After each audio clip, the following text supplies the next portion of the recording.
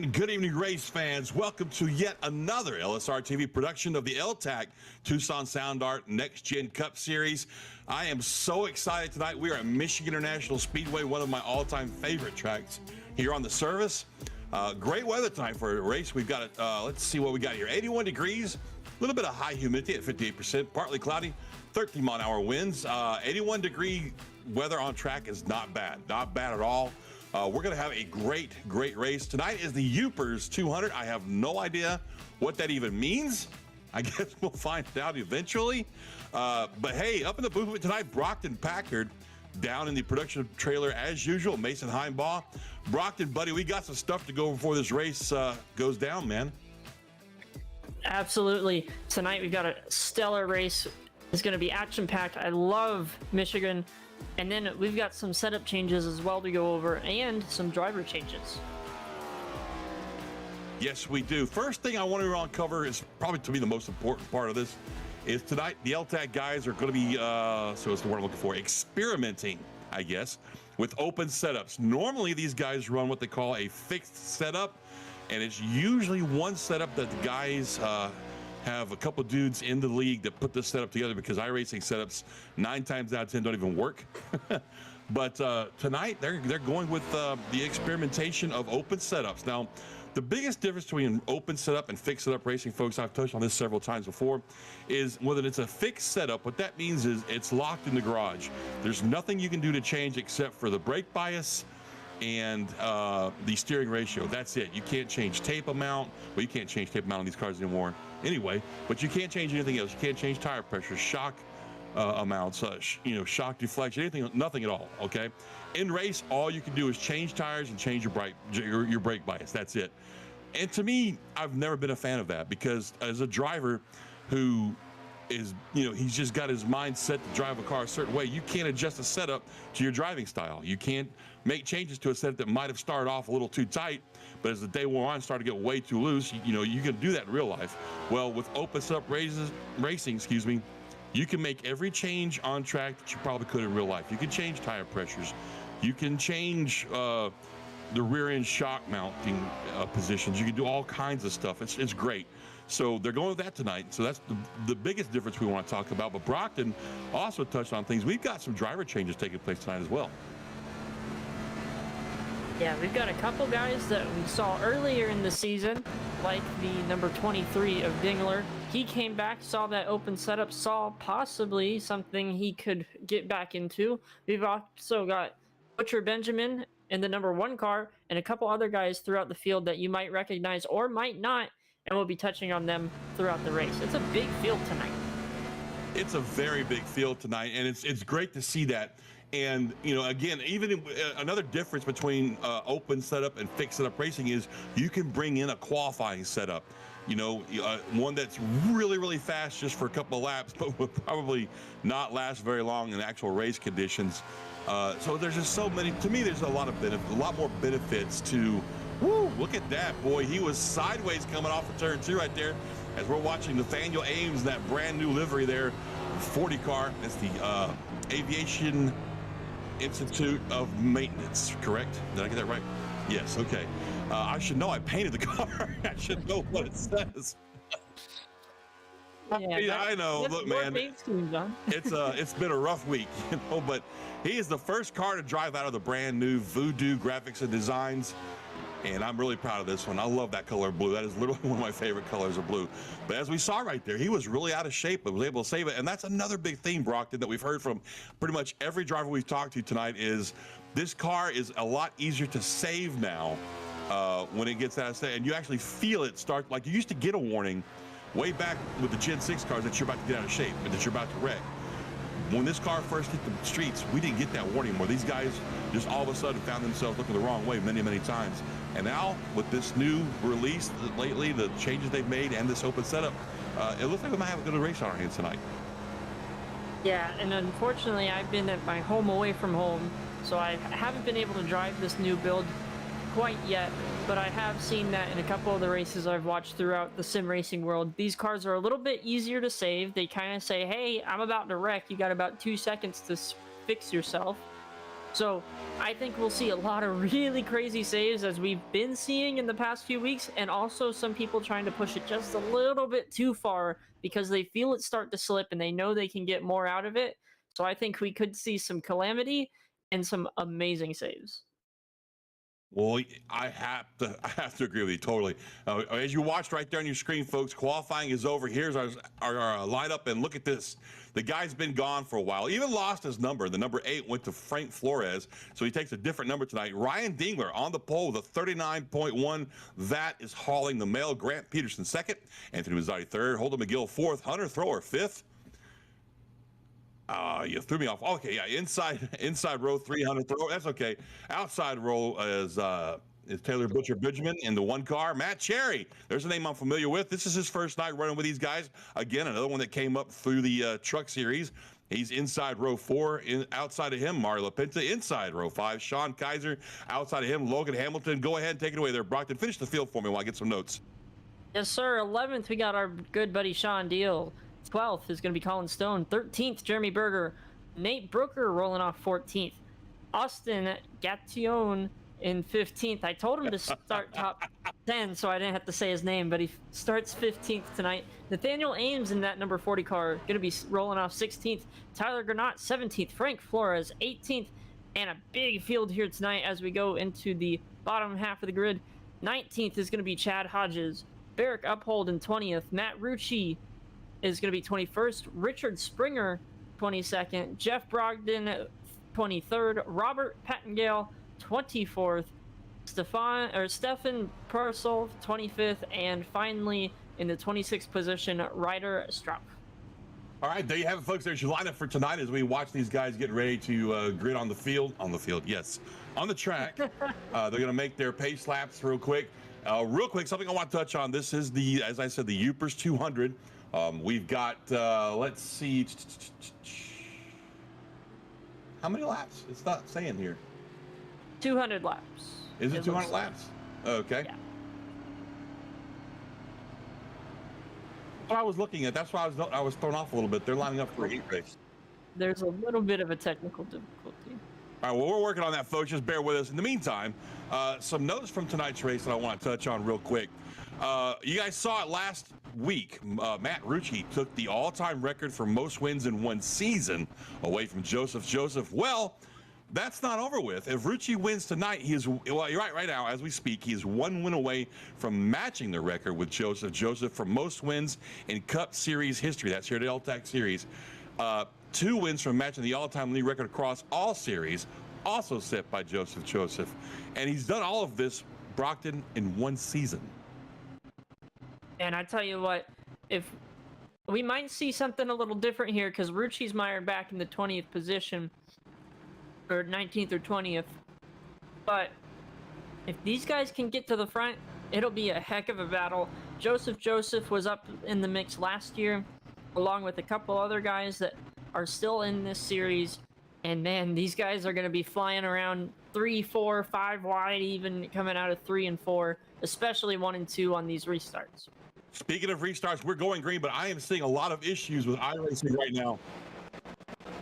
It's not just you, pal. It's inside the server as well. There's a lot of blinking going on. Now, we've had some internet issues with iRacing servers crashing this week, so we'll see if we can keep our eyes on that. Now, if you guys have noticed, or if you can't tell, they did start single file because of tonight's race being kind of new with the format and everything. And we are green with this heat race. Not sure how long. Oh, it's got 3 to go in the heat race. Okay.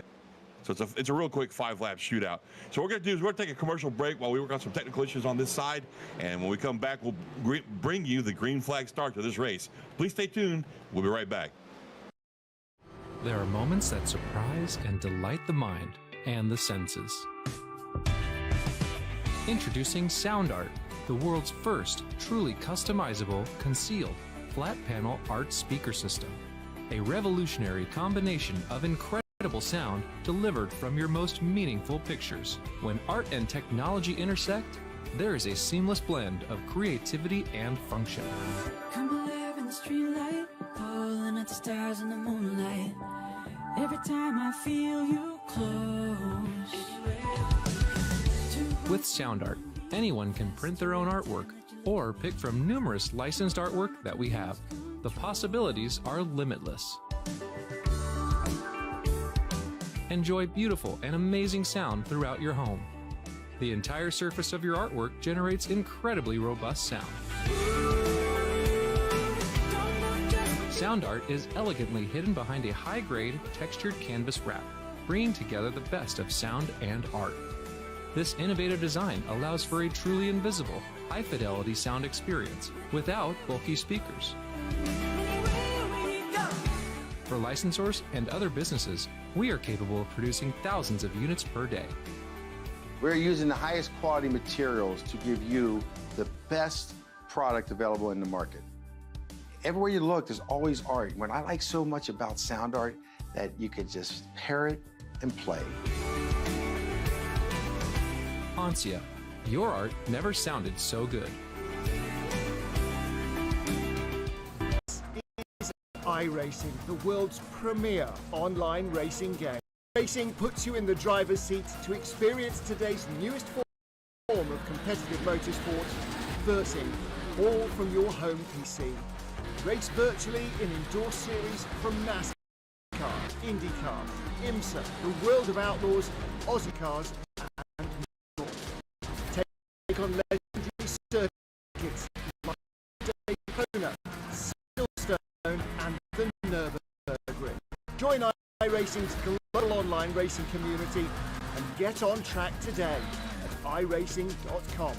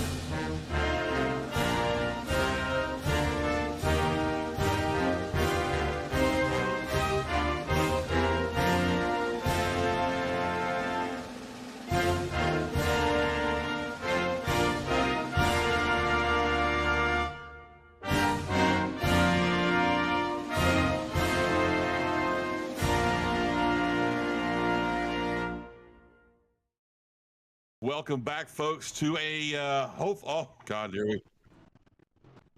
Okay, well, we were hoping we had our issues worked out here as we see the guys getting ready to roll off for the starting grid here. I've got the newest newcomer to L-TAC series in the booth right now, Matt Cherry. This is John. You got your ears on, buddy? Yeah, I got you. Is this the same Matt Cherry I used to race with and paint cars for back in the day? What was it?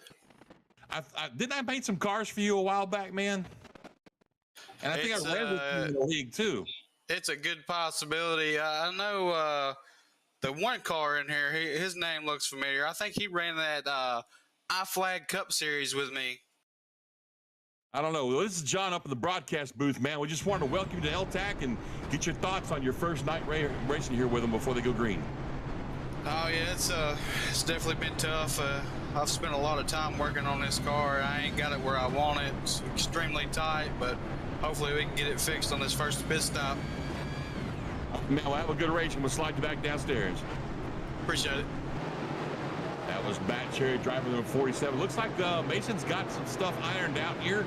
Looks a lot smoother. We're getting ready to go back to green here. Dingler leading them down to the green. Don't forget the restart zones, folks. Those are active now. And that was a great addition to iRacing, if you ask me. I'm really digging it. As they enter the Geico restart zone right now, they're waiting for the flag. Going to give them the green. There it is. Green flag is out. We are underway. Dingler in the 23 car. The Bubba Wallace throw out there. Takes a nice little lead right there. But look at Peterson hanging on the outside there, Brockton. Yeah, this is what I love so much about Michigan. These grooves all across the racetrack. We're going to be seeing 3 and 4 wide, 3 wide behind them. The 47 and others 3 wide. Battle for the lead as well coming off the corner. But we're going to focus on this nice 3, 4, 5 car battle for about 6th or 7th here. That's Pinta and others as we come into turn 4. That's great. That's another great thing about open setup racing. You can adjust your setup to your driving style. If you like running the high line, go ahead and make you a high line running setup. You know what I'm saying? And we see that. We see guys already on the high side out here. The 52 really giving Dingler a run for his money. That's Peterson in that 52 car, and really giving Ryan a run for his money as he slides back now. Going to jump in line and go single file. But look behind him. 3, 4 wide back there coming off turn 2. Down the backstretch into turn 3. Yeah, and one thing that is so different about these cars today is the noses of these cars. Instead of seeing them sucked down to the ground on the front stretch and the back stretch, you're going to see them high up into the air in... as we're having a grand old time in the production booth today. But these cars are going to be sticking their noses up, trying to get as much air as they can to the rear diffuser. That'll suck the car down on the rear end, make it a lot more stable, and go a lot faster on these corners. Absolutely, and you know that's a product of the way the car is designed now, with a little arch in that front spoiler to allow air underneath and pass over that diffuser and everything, or I guess through the diffuser it would be. I don't know. But, you know, it really lends to some great racing action. And I'm just really excited for these guys because, like I said, I think with this open setup format that we're seeing, the racing is going to be much better, probably a little bit tighter, too, because let's face it, not everybody can drive the same setup of a race car that another guy can. Absolutely. If these guys have tuned these setups, and I heard there were a couple setups that were the fastest setups that you could go. If these guys can take that setup, maybe dial it down a notch or two, as we're seeing jumping all over the place with that 24 and 48, those two Hendrick-inspired paint schemes. 24, who is that? He's diving all the way down under the 1 car. That's Sean Kaiser. Sean is sending it. He's got Matt Rucci pushing him all the way down to the apron as they come across the start-finish line, seeing that big jump. Wow. Holy cow. Man, you saw it right there, bump drafting like we're at Talladega. Meantime, up front, Peterson once again draws on the outside of Ryan Dingler. Peterson, that 52 car, trying to make a move for the lead. Looks like he's going to clear Dingler going down the backstretch into 3. Yeah, you got him there. Yeah, copy that. Just a couple trading paints issues going on, but we're all right. Going Mason, it's this split screen that's killing your picture, man. Okay. Sorry, folks, bear with us. We're still trying to iron out some technical issues we're having here. But like I said, right there, you saw it. Peterson went by Dingler on the outside there, and we're going to see that a lot. We're going to see that outside line here at Michigan really let some folks make some moves, make some passes, and take some positions, because Michigan is well known, Brockton, I'm sure, as you've seen in the past, for having a great outside line really up against the wall, just being so fast. Absolutely. When I was fortunate enough to race in a couple series that ran Michigan, not only with the next gens, but also the Gen 6 and the street stocks that are on iRacing, I would always be in that third or fourth lane, just ripping the top. It's a pretty clean place to go. You've always got some air in there, and you can really rip it around the top as we watch. That's the view from Dingler on the bottom, looking out to first place. He's going to have the 21 of McGill on top. He gets by, so now it's Peterson, McGill, and Dingler with Nasati behind him and Thrower in fifth, all under a second in between our top five. And which is great. I mean, look at the, I mean, let's be honest here. You know, last week we saw it with the last race, the fixed setup side. We saw Richie just jump out to a huge lead within 5 laps. So that's another great thing. You're going to hear me espouse this a lot tonight. I love open setup racing. I always have. I've got wins in fixed setup racing, but I've got more wins in open setup racing. So you never hear me say a bad thing about open setup racing. Whoa, wow, who was that back there that got wicked That was loose? right in front of the 81, so that was Austin Gaccione. Wow, Gaccione, great save. Oh, he's a little bit all over the place right now. I don't think that car's completely under him right now. Maybe a little bit too aggressive on those tire pressures. Maybe that's getting him a little loose, but it looked like he was pushing pretty good into 3 and 4 as well. Yeah, and you know, the thing about that is if you set the car up for a long run, it's going to be free for the first 5, 10, 15 laps. And that's just something you got to deal with if you're looking for a good long run speed setup, which is something I think that you can probably speak to there, Brockton. Oh, yeah. So, unfortunately in iRacing, I've always been a fixed setup racer, and I think I'm going to convert after tonight. But I always had trouble. Woo! Sorry, I didn't mean to yell like that. Yeah, Sean Deal slammed the door on Kaiser. Did you see that?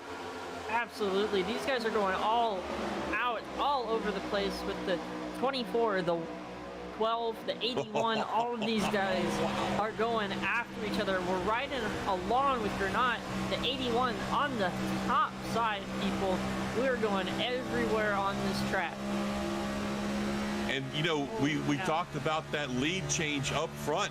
Peterson still has it. McGill still in second, but Dingler is still right there in third, less than 3/10 behind it.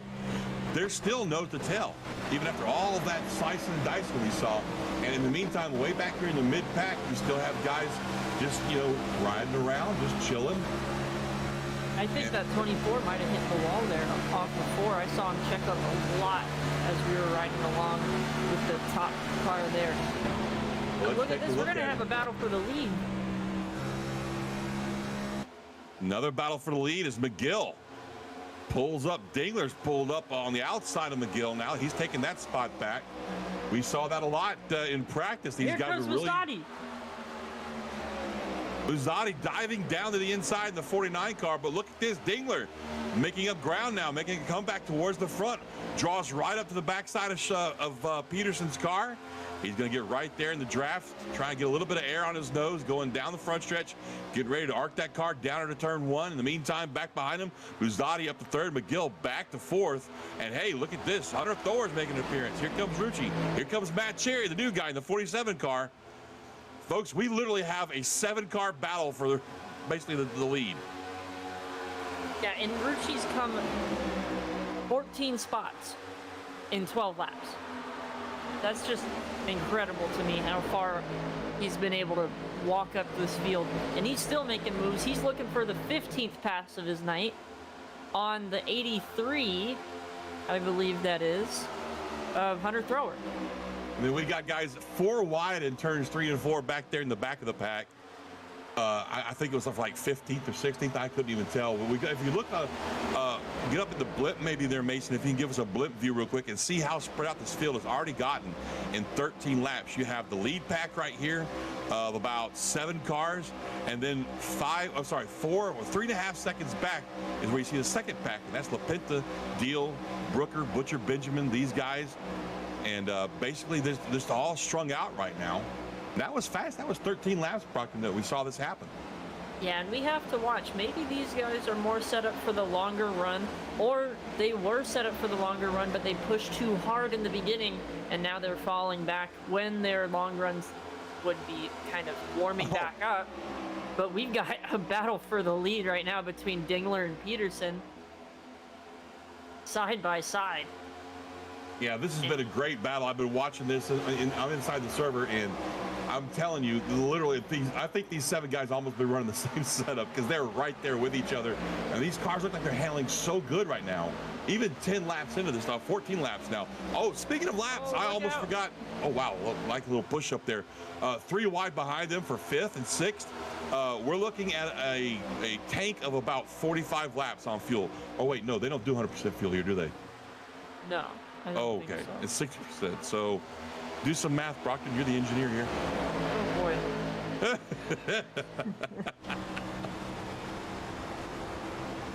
As we see that battle for the lead still going on, still raging here. You got Peterson, you got Dingler, right behind them, Muzzatti, Rucci out the 4th, McGill 5th, Cherry 6th, Hunter Thrower back there at 7th. These guys are not cutting each other any slack at all. Look at this. And one thing I want to mention real quick before I forget, Shaw Deal deserves a shout out. When Nolan was talking to us pre-race, he pointed out the fact that they know that there's people out here who can't build setups. They didn't want those guys to be left out in the cold. So what they did was they built a really fast setup to give to those guys. And then Sean turns around and puts a whole bunch of notes and pictures into the chat in their Discord for these guys to know, hey, if you find the car loose, this is what you need to do. If it's loose on entry, this is what you want to do. If you're looking for a long run, this is what you do.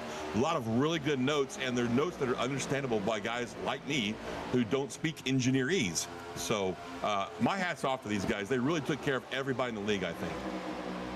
Yeah. And if I haven't said it once, I've said it 1,000 times. The guys at L-TAC and everybody involved in the Cup Series and also the Truck Series, which I'm sure we'll talk about a little later, are just amazing people in general, awesome competitors.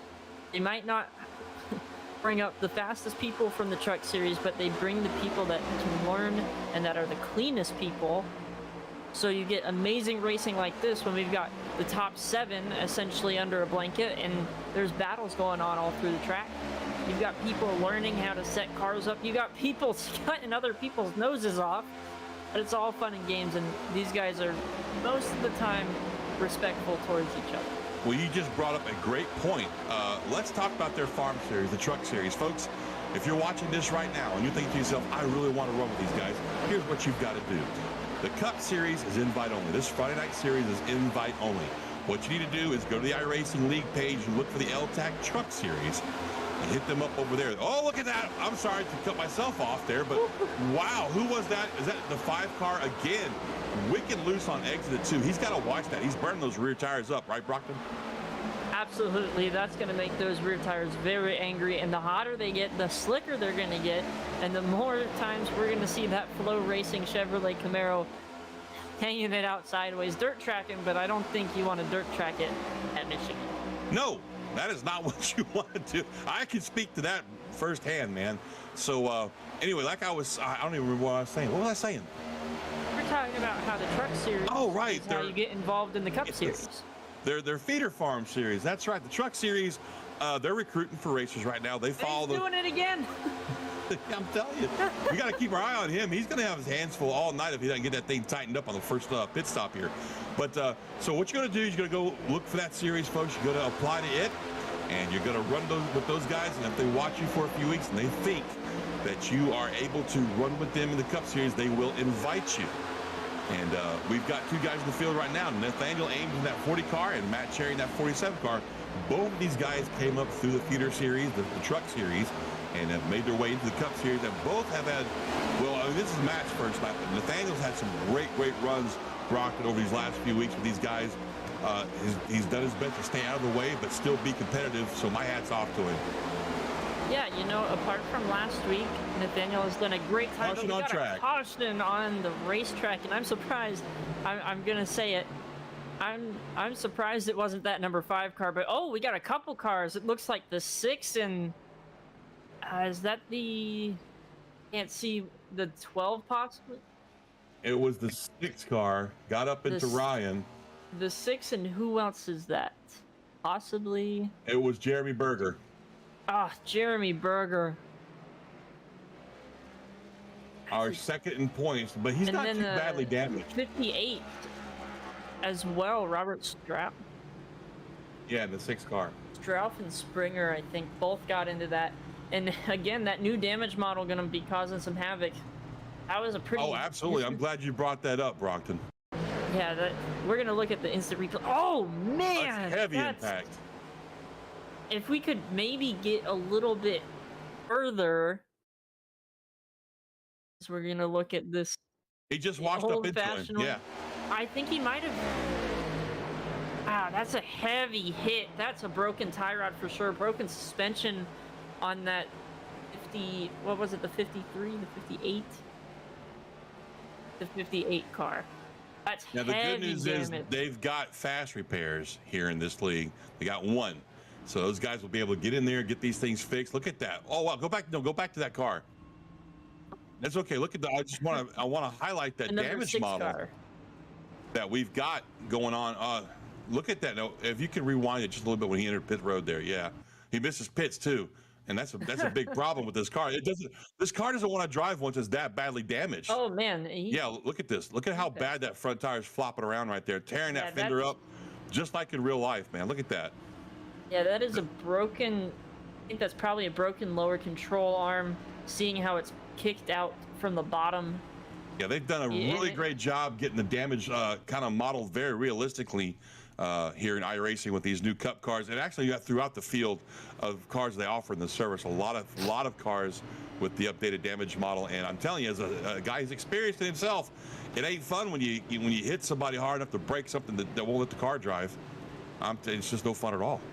It's only fun when you got a couple of friends and it's midnight and you're just thrashing around Talladega and breaking stuff on purpose. Well, we saw lap 21. Everybody came into pits. I see everybody taking in 4 tires and fuel. Frank Flores in the 8 was in there for a little while. Pattengale in the 33, Stefan Purcell in the 26. Those guys are probably getting a little bit damage fixed, so they didn't have to use their fast repair. Ryan Struff, on the other hand, though, did use his fast repair. He's back out. And it looks like Springer forgot to check his box for his fast repair because he's still in the pits getting fixed. Yeah, I was going to say, that number 6, the fenders didn't pop out straight away, so that could be an issue.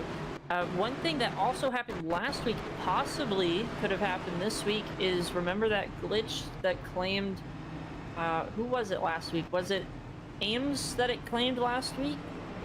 That he had his fuel checked or something like that? Yeah, that glitch is, it's such a, that's a vicious glitch. I'm almost pretty sure they got it fixed, though, man. Ryder. Sometimes.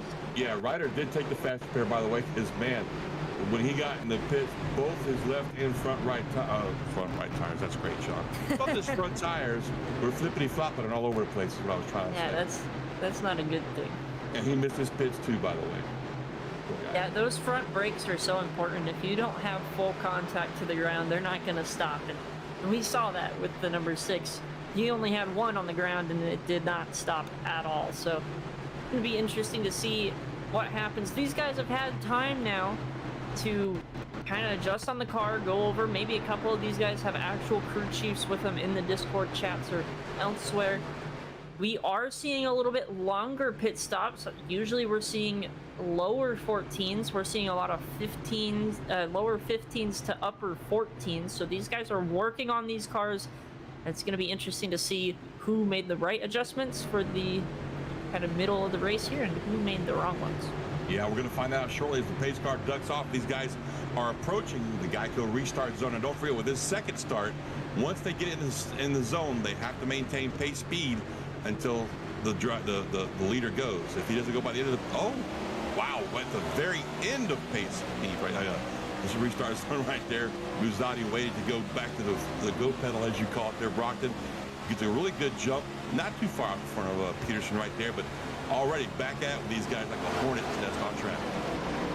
Yeah, but one thing that he wanted to make sure happened was Rucci's got stuck behind Peterson, and Rucci's now behind Peterson. Rucci's going to have to make quick work of that 52, but he's got to watch out for McGill.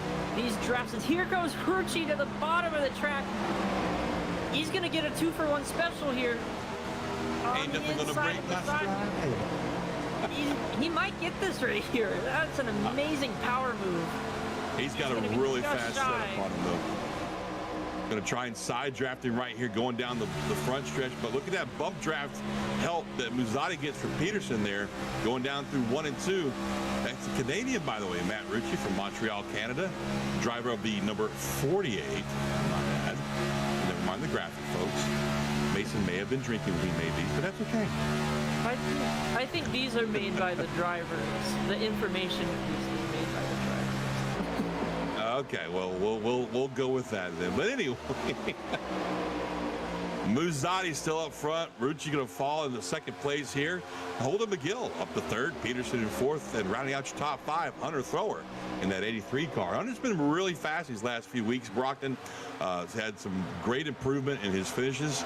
Kind of trying to stay out of people's way and stay out of trouble, I should say. But tonight with his open setup, he's looking real strong. Yeah, Thrower's been doing a really good job the past few weeks, but it's been struggling to kind of find that middle of the race speed, and I think if he can find that here tonight, he's going to have a great shot as we're just past a quarter of the way through this race.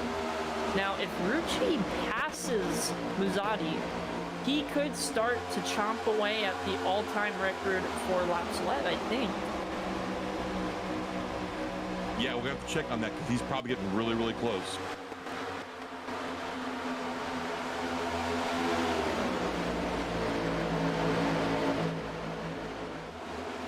Well, folks, you saw it on screen earlier. The first caution brought out by the 6 car having contact with the, I forgot the other guy's number already. My teammate, Ryder Schrauf, 58. As you can hear, we've got Richard Springer up in the booth with us now. Richard, this is John up in the booth. How you doing, bud? That's a good. I was surprised he's so low on me. I thought I had room out there, but anyway, it was a screw up. Well, for us up here in the booth, it looked kind of like maybe you lost a little bit of forward grip there and washed up. Is that what happened? Yeah, absolutely. Yeah, because if you in certain areas, if you hit the gas right, you'll get it to kick out a little bit. You can kind of dirt track it off the corner, especially out of turn 2. Next question for you. What happened to the fast repair? No, I didn't cook the damn thing before I came in, so I had 8 minutes required. Ouch. Well, man, hoping to get back on track there. What do you think so far of the open setup format? Well, I didn't have time to do it. I didn't even get any practice. I just grabbed the one that they had posted, the normal one. So a lot of us that had that were kind of at the back there. If that tells you, right? I got you, man. Well, look, good luck getting the car fixed and getting back on track, bud. Thank you, man. Have a good broadcast. Hey, what channel were you in, by the way? Oh, RCS Racing, Ryder Strauff. RSC Racing, I think it is. Ryder? Yeah, something like that. Bud. That one. Oops. Oh, and there you have it, folks. That was Richard Springer, excuse me. He and his teammate Ryder Schrauf had a little on-track incident there. And what's crazy is Berger is also in that team. So all 3 of those guys got a piece of that wall off of turn 2 earlier. And unfortunately, Mr. Springer had some technical issues there with his fast repair. So he had to bite the bullet and take the 8-minute repair on that and get that car fixed back up. In the meantime, back out on track, we're still under green, and we've been under green for a good while now. Lap 30, we've been back to green for about 9-10 laps now. And, you know, one thing I would like to talk to somebody on pit road as they came up full back to green and was how their tire wear was, Brockton, because tire wear, it may be a little bit different tonight than it normally would be for the fixed setup guys. Yeah, and I think tire wear is going to be a little different for everyone depending upon how they set their stagger and how they set their tire pressures, as we're seeing 3 wide on the right of on the left of your screen, and a battle for that about mid-pack there, that 81 and that 5, that they're going back and forth for 18th. But depending upon how you set your tires, your stagger, your everything like that, it's going to be different for everybody. I think some of these front runners, they know how to set their stuff up, so they might have a little bit better and the car's to their liking. So I think it's going to be a little better for them than the guys in the back. And I don't know what you guys are seeing on screen right now, but I'm in the server and we are having a great fight for the lead right now. Rucci has it. And Holden McGill was trying to get it back from him. Had gotten all the way up a little bit past his front bumper, but got a little loose there, had to back off the throttle and fall back in line. We're seeing, kind of the same story, week in and week out. Rucci being very, very strong tonight. Absolutely, and Rucci's not going to break the record for lap sled all time and everything tonight, but he can very well break the record for all time in the Cup Series, as he has 730 laps led. The record currently is held by Holden McGill at 735. So he might just break it here in the next couple of minutes. So another thing we should probably talk about was the fuel mileage game. Usually these Michigan races have had some aspect of fuel mileage in a big way. Both of the prior races saw drivers running out of fuel on the very last lap, though it didn't really get to the leaders. It just was guys that were mid-pack and back.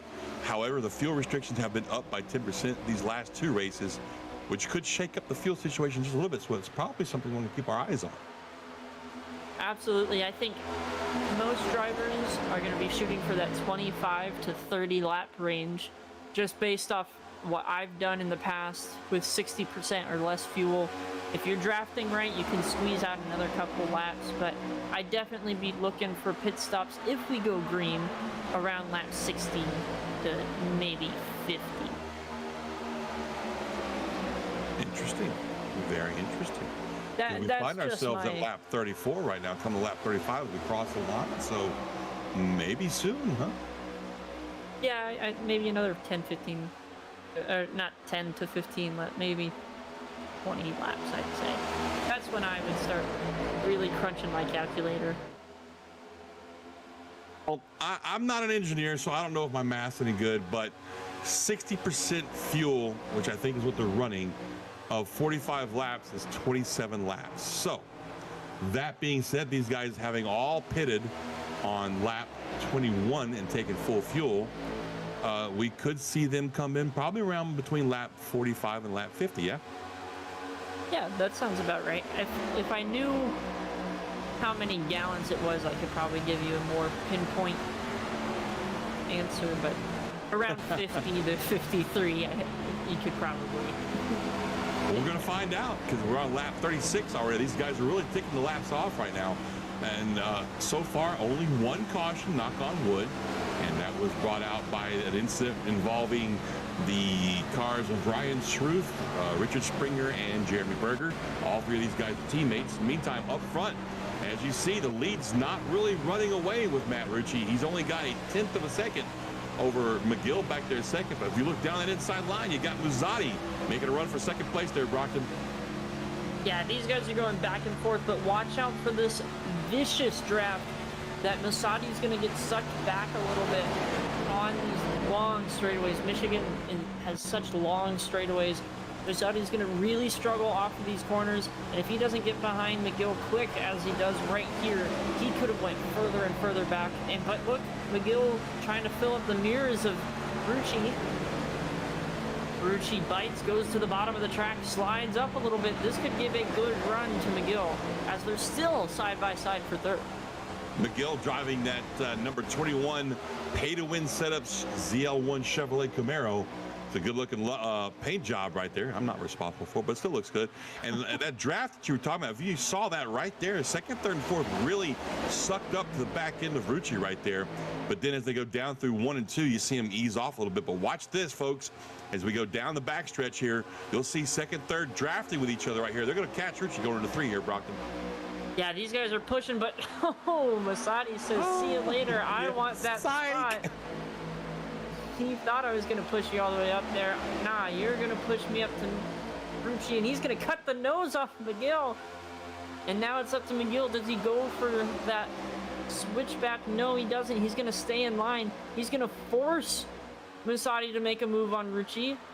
Possibly. No, he's going to go down. But don't look now, because here comes Dingler, our pole sitter. Whoa, look at how sideways McGill got right what a there. Save. That was a great save, especially right there in 1 and 2, because you've got a lot of speed you're carrying through 1 and 2 right there. Great save. He's going to lose some spots, but at least he's still in the race. He's back to, looks like 5th place now. And we got Deal riding back here in 6th, by the way. So McGill dropped back to 7th, excuse me, yeah. Yeah, he only lost a couple spots, which really wasn't terrible. It's a lot better than being head on in the wall like he should have been. Now, the old update, the update that we had a couple weeks ago, if he would have kept sawing on that wheel, he would have snapped it back and he would have went straight on into the wall and his race would be over. Because of this new update and how the car is a little more responsive, he's been able to save that car, get back on the tail end of the draft, and work his way back up. And we've seen a bunch of cars, you know, saving it, if you will. Like you said, getting wicked loose coming off of exits of 2 or 4 and been able to save the car, which is not something we've seen very much of in the past few weeks. But like you said, with this new update that came out, added to the fact that these are open setups, these guys have setups that are more to their driving style, we've seen these guys really be able to drive out of some loose conditions there. All right, John, we wanted to talk about fuel mileage. I'm going to spit some numbers at you. So spit them numbers, bro.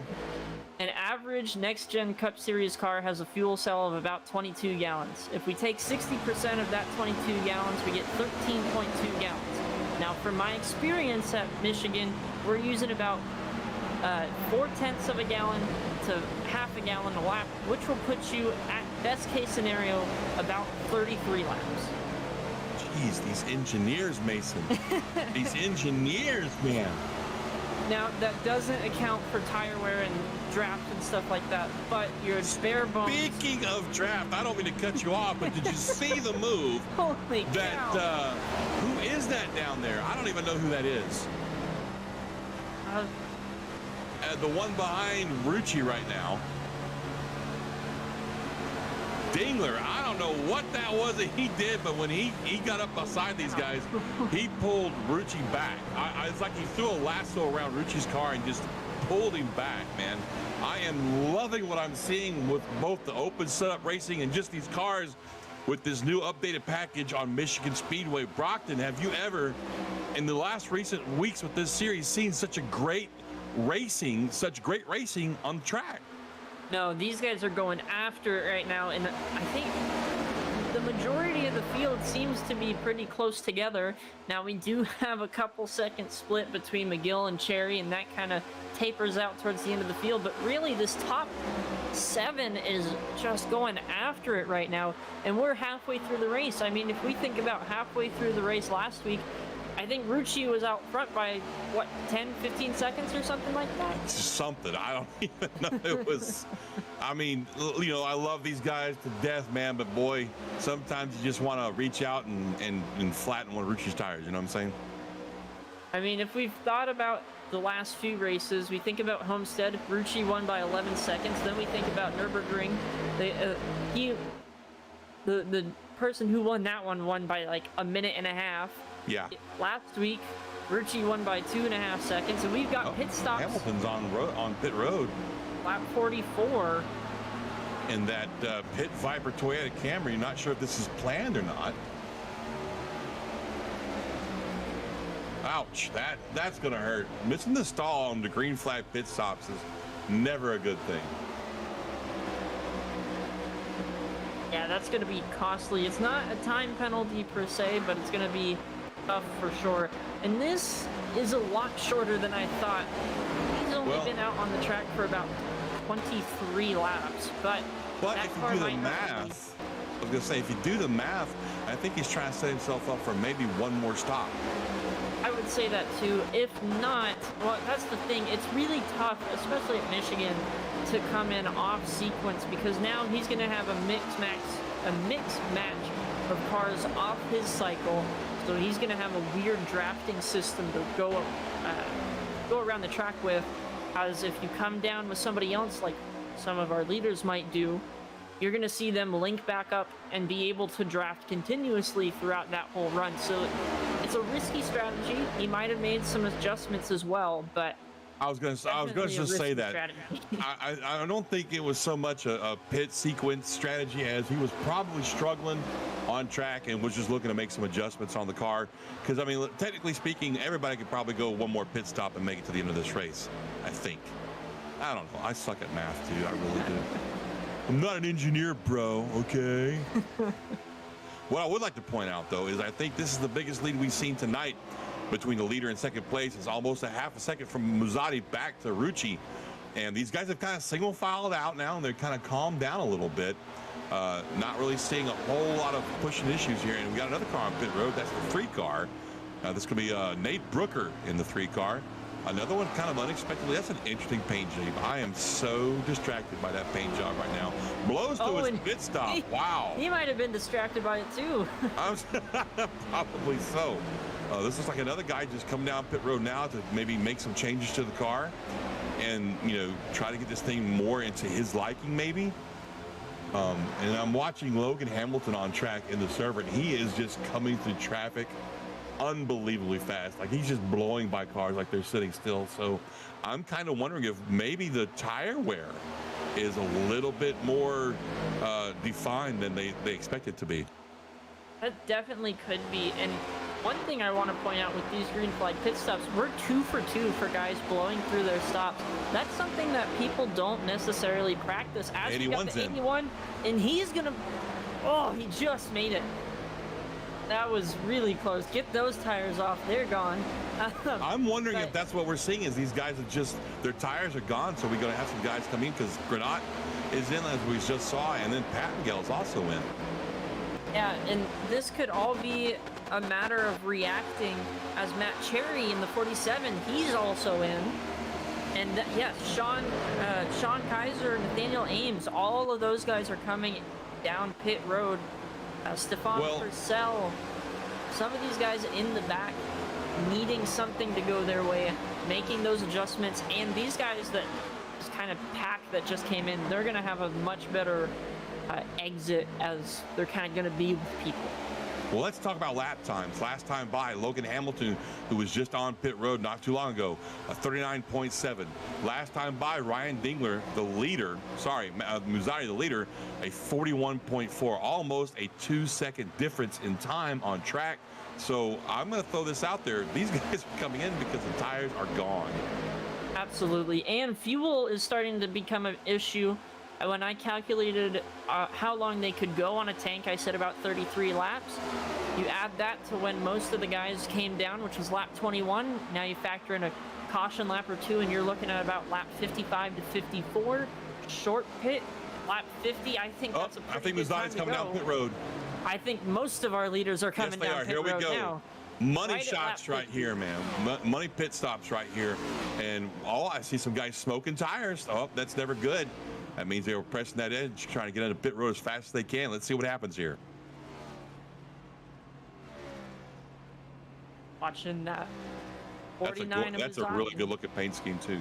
The quick pits. Yeah, I like that. Chevy Camaro. He's going to need a quick pit stop here. He's down. He's in with no problem. Oh, who's that? The 52. Yep, Peterson slipped through his pit. Mazzotti's going to be down and away here. Right now, hit the gas, go, he's out. There's Rucci. Rucci's gonna beat him off pit road. It looks like Dingler gets off third. So, a little bit of a shuffle. Sean Deal yet to come down pit road. He's on pits now. He's on pit road now. It's gonna be interesting to see how all this cycles out. Sean Deal, oh, he just gets a little too far. Fine reverse, buddy. There he goes. He's got a little bit of rear end damage on that 44 car. I just saw that. There was a little crack in that rear bumper. Might have slapped the wall at some point. Sean Deal is on pit road, and he's coming off pit road now. He's going to get the lead up to Matt Rucci right here.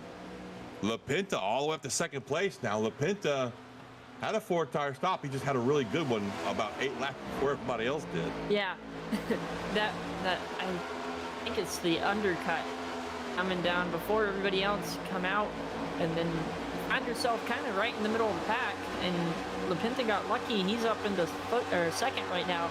Muzzatti, however, has 8-lap fresher tires, so this could be a very interesting exchange of position if LaPinta fights this battle, or if they work together to get to Rucci. Well, I think we have completed green flag pit stops. Let's break the field down for you real quick, folks. Matt Rucci out front. Mazzotti now taking second place away from Mario Lapinto. Ryan Dingler fourth. Looks like Colin Stone is going to be in fifth. Hunter Thrower sixth. Matt Cherry seventh. Eighth is going to be Holden McGill. Ninth is Grant Peterson. Rounding out your top 10, Nate Brooker in that 3-car. What you got for the rest of the field there, Brockton? 11th is going to be Sean Deal. 12th, Logan Hamilton. 13th and 14th are going back and forth. That's Austin Dacione and Tyler Granat. Taylor Butcher Benjamin is going to be in 15th. 16th is going to be Sean Kaiser. 17th is Jeff Brogdon. 18th, Barrick Uphold. Nathaniel Ames, 19th, and rounding out the top 20 is Stefan Purcell. Stefan Purcell in 20th. You got 21st, Robert Pattengale. Jeremy Berger back there in 22nd. Frank Flores, 23rd. Ryder Schroof in 24th.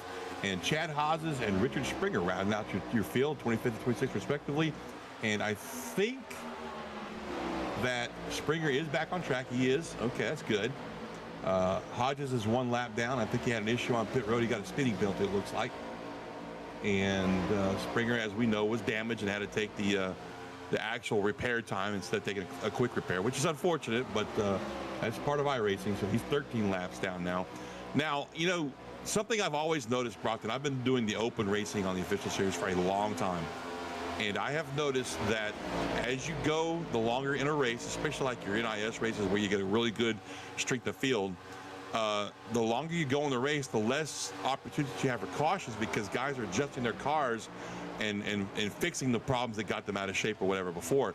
I'm wondering if you think we're going to see that tonight because, I mean, we've only seen one caution so far, knock on wood. But as we watch this, I'm seeing fewer and fewer guys get out of shape on exit of turn. I see that too, but I also know that desperate times come from desperate measures. These guys are going to have to make one more pit stop, and the farthest I think anybody can go is around lap 84, which is going to put them with about 15 laps to go, and that's where you throw everything at the car. You make it as loose as you think you can drive it. Ooh. Who was that back there that got wicked out of shape? Did you see that? I didn't mean to yell in your ear like that, but... No, it's all right. I don't know who that was. I really thought he was going to have a very... violent meeting with the inside wall because he was way out of shape. But yeah, I think you're right. I just think that, you know, some of these guys, if we do have one more pit stop, are really going to throw the kitchen sink at this car, trying to get some more speed out of it. But man, I'm just really impressed right now with the level of the quality of the racing we've got. Up front, Rucci still has the lead, but he's only got a 10th over Mazzotti right now. Dingler's back there about a second and a half off the pace, not off the pace, but behind the leaders. So it's been a really good race so far with this open setup. Yeah, most of these guys have been able to kind of adapt and adjust to the race car, and I'm really hoping as this week this weekend comes to a close and next week starts to ramp up, these guys will put a little more time and a little more practice in when they have the chance to, and then we can have more of what we saw in the first half. And then, I mean, you never know, the second half of this race could get crazy, but it looks like right now this top three on the right-hand side, it's going to be Mazzotti, Rucci, Mazzotti, and Dingler, all within about a second of each other. The left side of your screen, you're looking at the battle for 23rd and 22nd. That's Jeremy Berger and Frank Flores going after each other. So there's battles all over the racetrack right now. These are just your closest battles at the moment. Well, folks, we're going to take a quick commercial break, wet our whistles, get our voices back, and bring you the last half of this race because we've just crossed halfway not too long ago. So please stay tuned. We'll be right back with the L-TAC Tucson Sound Art Next Gen Cup Series at Michigan International Speedway here on LSRTV. There are moments that surprise and delight the mind and the senses. Introducing Sound Art, the world's first truly customizable, concealed, flat panel art speaker system. A revolutionary combination of incredible sound delivered from your most meaningful pictures. When art and technology intersect, there is a seamless blend of creativity and function. Come alive in the streetlight, pulling at the stars in the moonlight. Every time I feel you close. With Sound Art, anyone can print their own artwork or pick from numerous licensed artwork that we have. The possibilities are limitless. Enjoy beautiful and amazing sound throughout your home. The entire surface of your artwork generates incredibly robust sound. Sound art is elegantly hidden behind a high-grade, textured canvas wrap, bringing together the best of sound and art. This innovative design allows for a truly invisible, high-fidelity sound experience without bulky speakers. For licensors and other businesses, we are capable of producing thousands of units per day. We're using the highest quality materials to give you the best product available in the market. Everywhere you look, there's always art. What I like so much about sound art, that you could just pair it and play. Ansia, your art never sounded so good.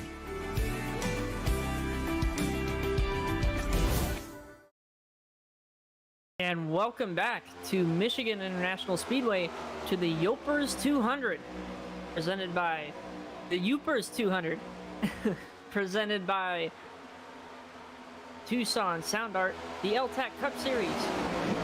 You're watching on LSRTV, your home for sim racing. We're watching the battle for the lead. Rucci, Masati, Dingler, Thrower coming back into the mix. Got a second and a 3/10 back.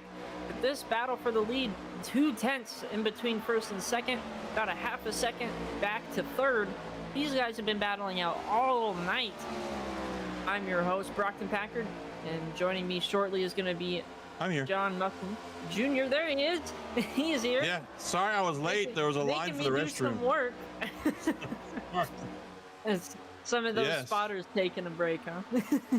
I'll tell you what, man. I've been watching lap times since we went back to green, and they're really, really close on these lap times. But Thrower, I mean, he's just him and McGill and Peterson have been working together to kind of reel in the top three.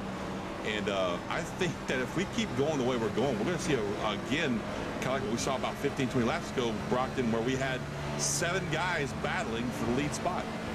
And you know what I think is going to happen? They're going to catch them just in time for their money stop, and it's going to be about 6 or 7 cars all on pit road, and that might determine the race. Well, right now we're at lap 64, coming to lap 65 as we go across the line right here. And you see on your screen right there, folks, Mazzotti and Dingler have reeled Lucci back in. And this is just so much of a vast difference right here, Brockton, between what we've seen in the past, because usually, you know, after pit stops or whatever, or after restarts, Rucci checks out, or whoever the leader is checks out. And that's not the case tonight. Look at this. Right now we got a fight for the lead between Mazzotti and Matt Rucci here. Let's see what happens. Yeah, and if I was Dingler, I'd give all my momentum to Masati, trying to get Rucci out of the lead, get some dirty air on that nose, because Rucci's had clean air on that nose the majority of the race, which means he's set up for a clean air race. So you put dirty air on that car, he's going to have a lot harder time keeping it under him, keeping it in the nose pointed in the right direction. So if I'm Dingler, I'm being a really good teammate to a guy that's not my teammate. I hear you.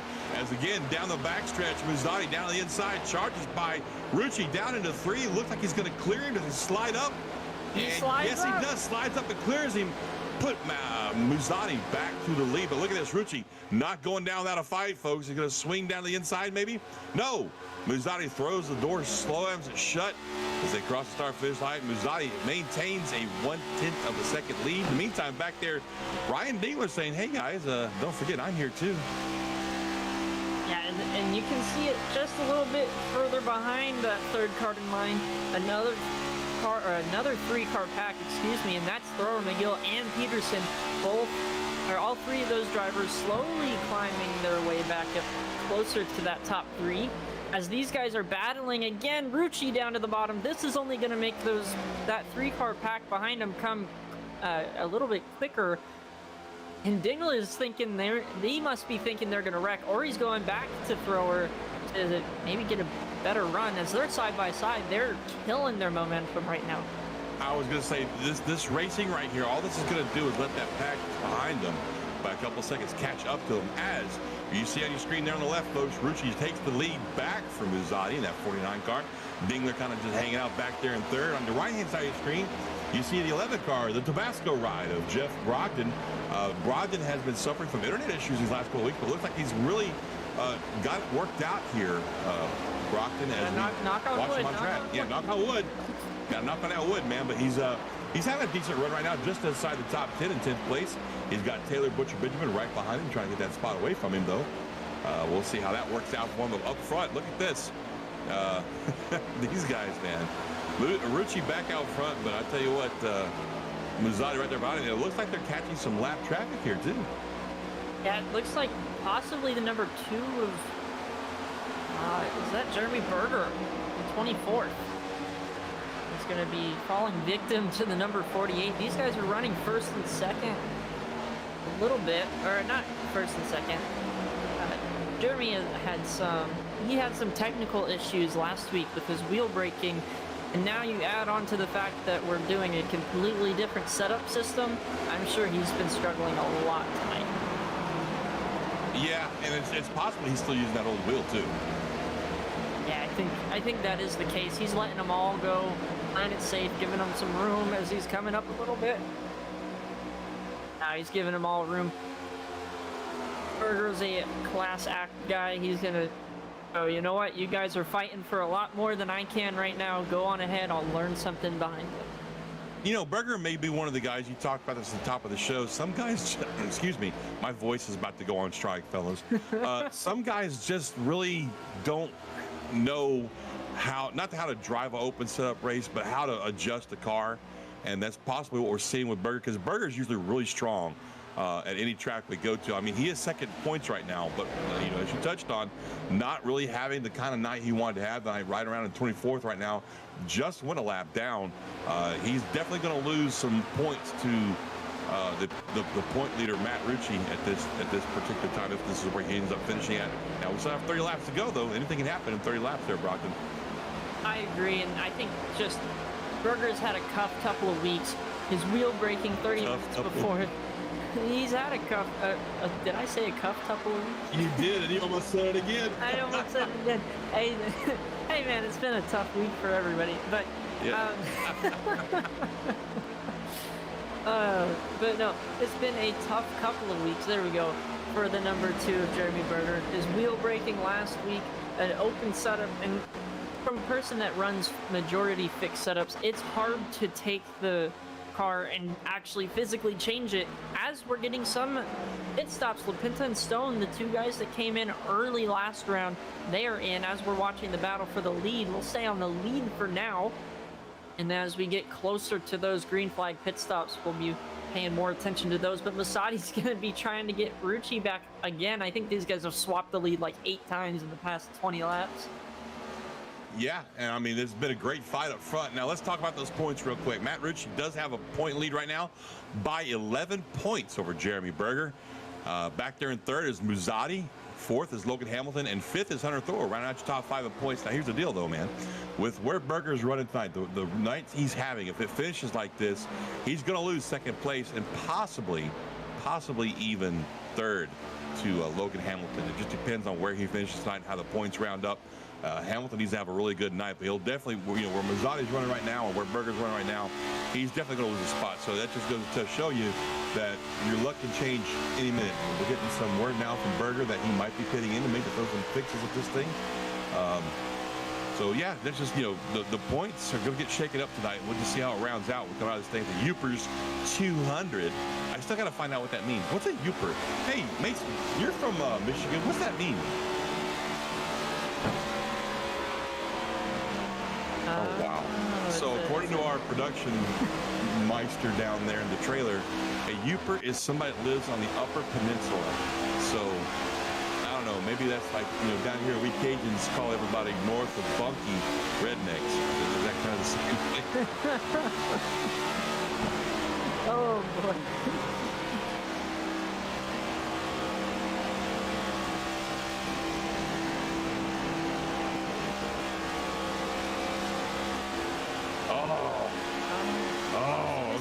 This is when we need a producer hot mic, because I'm not going to be able to explain that.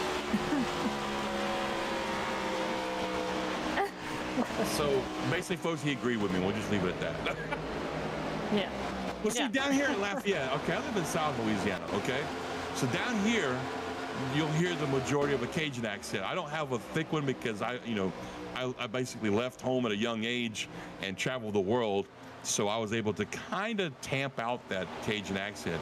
But when you get north of, say, Bunkie or Alexandria, everybody talks like this, man. You think you're over there in Texas or something like this, man. You know what I'm saying? And I mean, and then it's crazy because, oh, wow, look at this. Look at this. We got a battle for the lead, but they're also battling around lap traffic, man. Wow. And a lot of lap traffic as we get guys making their way to pit road. 33 of Pattingale going in. The 8 car is going in. And we have somebody lock them up getting to pits there. Gosh, man. Wow. 81 of Tyler Granat. So this is it. 25 to go, Brockton, and you called it, buddy. 25 to go. Everybody's going to start coming in pit road here, trying to get last-minute changes to their cars. We'll see what happens here as the 8 slides a long way into his pit box. So I guess he'll be taking 4 tires. Oh, yeah. If you're not taking 4 tires and throwing the kitchen sink at it, you're not going to have a chance in the world. You're doing it wrong. Yeah, you're doing it wrong if you're not making a change. Would say. Oh, wow. So, like, everybody basically from 7th on back has hit pit road. But we're still waiting on our leaders, Rucci, Muzzatti, Dingler, those guys that come down pit road. And as I say that, here comes McGill and Grant Peterson from 4th and 5th and 6th. Sean Deal, he's coming down pit road now. So once again, we're seeing some guys, make the decision to come on down pit road, see if we can get some changes, some last-minute changes on these things, get our last set of tires, last bit of fuel to make ourselves good to go for the last 24 laps of this race now. And I tell you what, I have not been disappointed at all with this race tonight, Brockton. Oh, yeah. This has been an amazing race. And, with the strategy playing out and the hard racing everywhere on the track, as it looks like Muzzatti and Dingler both pit road. Rucci stays out for an extra lap. These guys all came in on the same lap the last go around. But Rucci's going to be able to put the entire field of the lap down. For now. And I want to point out that Berger is still on pit road. Looks like he got a speeding penalty on entry. Oh, no. So that is definitely going to hurt his efforts tonight. Man, you just can't catch a break sometimes, right? Yeah, Jeremy's up into the 50-second mark on his pit stop. That is brutal. Just putting salt in the wound tonight, iRacing. Yeah, he's out now, so that was definitely a speeding penalty. As we see the 47 car of Matt Cherry making his way down. Matt Rucci is on pit road as well. So our leader's down pit road, making his final stop for the night, theoretically speaking, knock on wood, if we stay green for the rest of the way. So let's keep our eyes on the upper screen right here. Watch Matt get into his pit box. Gets in there perfectly. No speeding penalties so far that I'm aware of. Did not slide through his pits here. Brockton, this is an important pit stop for him. Absolutely. Matt's got to watch this left side tire. As soon as it goes on and as soon as the jump goes, he slams on the gas, get it up to, I think, about 40 miles an hour, 40, 45, I think is pit road speed. Keep it there as long as you can, and as soon as you pass that pace car, you better stomp on that loud pedal and get her up to speed, because you've got people coming back very quickly. About 3, 2, 1, and you've got the leaders on your butt right now. Yes, sir. I think he'll be okay as he gets off pit road smoothly. The thing is, watch that merge line, too. You don't want to screw up and get a penalty for merging too soon. And look at that. He's out and off onto the track is what I'm trying to say something. And my brain and my mouth are not working with each other. Here, let me try. That was executed perfectly as it comes on pit road as the leader and comes off pit road 0.4 of a second in front of Muzzatti in second. And, and you called it. I mean, he had everybody lapped down, but, pit stops and whatnot. He comes out literally right where he left off. Just a little bit, maybe 1/10 out in front of Muzzatti right there, but I think they'll get that ground back. As we watch this right now, this fight between Peterson and Thrower, 4th and 5th, with McGill hanging out back there right behind him in 6th. These guys are about 2.5 seconds behind our front 3, excuse me. So if they get single file, which I think they need to do because we're coming to 20 to go here, they could actually catch those guys. We saw them making up ground before pit stops. Yeah, especially guys, these 3 guys on the top of your screen, we know they're fast. They were in the top 5 all night battling for the lead. The first green flag pit stop, they kind of shuffled around a little bit. But right now, McGill needs to suck up to the rear bumper of Thrower and just push the living daylights out of him. Yeah, get up. Now, they've got. On the same note, though, Thrower's got to be comfortable with that. You got to remember, not everybody's comfortable being pushed on any track, any track at all. with 20 to go, I don't care if you're comfortable or not. We have to go, and if not, it's not my fault. I am going to push you into the middle of a funeral home if I just don't care. I'm going to do it. We gotta go. I love this. Hey, Mason, remind me not to piss this kid off if we have a race together. I've got a feeling I'm going to find myself sitting in the stands with half a car on the front stretch, the other half on the back stretch somewhere, you know? Right? Yeah. Oh, goodness. Man. I tell you what, I've prided myself on being able to push people through some very uncomfortable situations and being able to see some very uncomfortable situations. Are you sure you didn't make the uncomfortable situation? Oh, wow. no, I'd never do that. Wow, look at this fight for the lead, man. Yes. Muzzatti just drove by Rucci right there. He's going to slide up. Oh, he's sliding up quick. Oh, that was a little too close for me. That outside wall there. Oh, the outside wall. It has give to it now. It's a safety barrier. Just a little bit. I mean, with your... It'll still break your right front suspension if you hit it hard. But it won't break your fender. No. Hey, listen, just to help you out earlier, you were talking about pit road speed. That's 55 miles an hour. 5.5? 5. Yeah, pace speed is 70 at this track. So it's almost like a super speedway, really, when you stop and look at it. It really is. So real quick, folks, hey, Rockman, I got a question for you. And what's that, John? Do you know what Tucson Sound Art does for these guys? Well, I know what they do, but how about you tell the folks at home who they are? Well, folks, Tucson Sound Art introduces an entirely new and enjoyable way to listen to music in your home. Uploading and making your own images and pictures into Sound Art is as easy as 1, 2, 3. Everyone who looks at the picture will wonder where the great sound is coming from. A single charge will last days and gives you the ability to go truly wireless with no power cables. Sound Art looks good in any room in the house, from the front room to the back room. The speakers are powered by batteries and receive audio via a Bluetooth connection, meaning nobody will even know that the art they're looking at is actually producing the sound they're hearing. Tucson Sound Art specializes in creating custom artwork from your personal artwork and photos. You can also choose images from their expansive collection of high-quality photos. It's the perfect gift for friends, family, and business associates. Also, race broadcasters. To learn more, visit www.tucsonsoundart.com. That's www.tucsonsoundart.com. There you have it. There you And they're have it. 3 wide on the bottom of our screen. I was clinching a lot during that ad read, and I'm glad we got it out because things are about to heat up with 15 laps to go. Muzzatti in the lead, Rucci, Dingler, your top 3, and then that pack of 3, they finally caught up.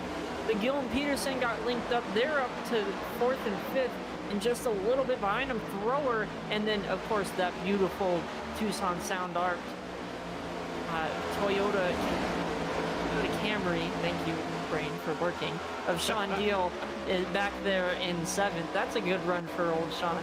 It looks to me, back to our front, I want to bounce this off you. Looking at how fast Muzzatti went from 3rd to 1st, and now the fact that he's actually gapping these guys of Rucci and Dingler, it looks to me almost like maybe he made a really good change on that last stop. You talked about this last-minute changes to pull the miracle out, and I'm thinking Muzzatti might have done something here. Yeah, I think Muzzatti has always been good on a long run, no matter what car he drives. So if he had a quote-unquote short run setup on and could kind of tweak it to start out as a long run and know what changes he had to make it really good in a 20-lap dash, that's what he did. And he threw everything at it. Kitchen sink, the bathroom, the roofing company, everything is on that car now, and he's trying everything he can to keep that 48 behind him, and he's been doing a very good job. Blunteville, Alabama's Ryan Dinglers, who we're riding on board with now on that roof cam. Great shot. Thank you so much, Mason Heimbaugh, down the LSRTV production trailer. As we watch, he's down here behind Rucci and our leader, and he's just kind of watching these guys dice their way through traffic right now, kind of hanging out in the draft, if you will, as they go by the 12 car of Logan Hamilton. And watching these laps wind down, folks. We're at lap 88 now, and it's quickly coming to the end of this race. And I don't think Rucci's really out of it, though, to be completely honest with you, Brockton. I don't think we should count him out because we've seen him in the past take the win on the last lap. So, you know, this is far from over. This is very far from being over, as we're seeing on the right side of your screen. I think that's the number 1, and I don't know what that red car is. Taylor Butcher Benjamin and Barret Uphold dicing it up, and that could be an interesting situation unfolding. I think Barret got very close to the rear end of Benjamin there. So, you know, not only do you have to worry about, if you're in this top 3, the 2 cars in front, behind, or beside you, you've also got to worry about, remember, the other 23 cars on the racetrack to make sure nobody does anything stupid and nobody throws it a little too hard into one of those parts. Absolutely. Now I want to touch base real quick on our new guys here. Nathaniel Ames, even though he's got 5 races under his belt, he's running back there in 16th, so he's technically not exactly a new guy, but he's having a great run tonight. And the real new guy tonight, his first race debut with the L-TAC Cup Series, that's going to be Matt Cherry in the 47 car. He's running back there in 21st. So my hat's off to these guys that they are completing laps here. They're staying out of trouble and doing what they need to do to really show these guys that they belong here. Yeah, and big hats off to both of these guys. I know Nathaniel and knew, just a little bit of the wall. The 47 got a little bit of the wall, a little bit of dirty air, and snuck him up there. But Nathaniel, right now, last car on the lead lap, has ran just about 90% of all the laps in his 6 races, apart from last week where he had a little bit of a oopsie daisy early in the race. He's been doing a really great job, really consistent. Cherry coming in from kind of knowing what the series was to the series kind of getting flipped upside down to an open setup series for a couple of weeks. He's been doing a great job, and Masadi getting a little bit of the wall, I think, there, as we're coming to inside of 10 to go, 9 to go right here. And look who's coming back, Rucci and Dingler inside of, we got a caution. This changes everything. John. This throws everything out the window that we just talked about. The 43 car. Oh, he's got heavy contact. Look at that car. It's all cattywampus. That right front is tucked under the car, as we're going to look at our instant replay here. All by himself? Oh, the apron got him. Flipped the apron, and this is hit into the wall. That's man. Nasty. Good news is he does have a fixed repair left, but getting this car as damaged as it is back around the pit road is going to be a handful for him. But my goodness, Brockton, talk about a game-changing situation we've got here now. 8 to go, caution's out. I think everybody probably still has at least 1 set of tires left. Now the gamble, who pits and who doesn't. I mean, if you pit and if you're in the top 5, you're going to bring down the majority of the field. I think if you're Masadi and you pit, Rucci and Dingler are probably going to stay out. And then you'll have 10 or 15 cars come down behind you, and you better make a darn good adjustment, because you're going to have about 5 laps to get back to the front. It's a really big gamble, and I always hate being in these positions. If I'm running a good race and a caution comes out late, you've got lots of decisions to make. If you're in the back, you ain't got nothing to lose, so come on down, slap a new set of tires on there, make some weird adjustment, and send it. But my go-to... I'm sorry, I didn't mean to cut you off, buddy. No, this is a tough decision. My go-to change every time I'm in a situation like this, when I'm in the top 5, even if I'm the leader. Whoa, where'd our leader go?